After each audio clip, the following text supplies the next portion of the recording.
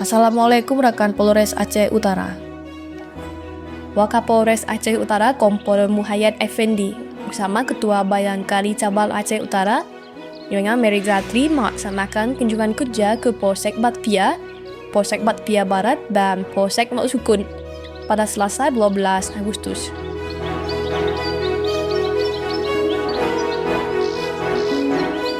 Kegiatan ini menjadi bagian dari agenda pembinaan organisasi Bayangkari di daerah Ranti, yang bertujuan mempererat silaturahmi sekaligus meningkatkan peran aktif anggota Bayangkari dalam mendukung tugas Polri.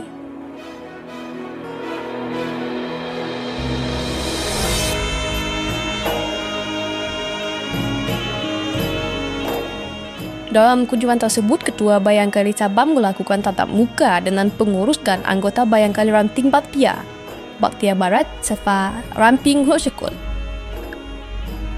Membahas penguatan peran organisasi melalui kegiatan sosial, pemberdayaan keluarga, serta keterlibatan aktif dalam kegiatan kemasyarakatan.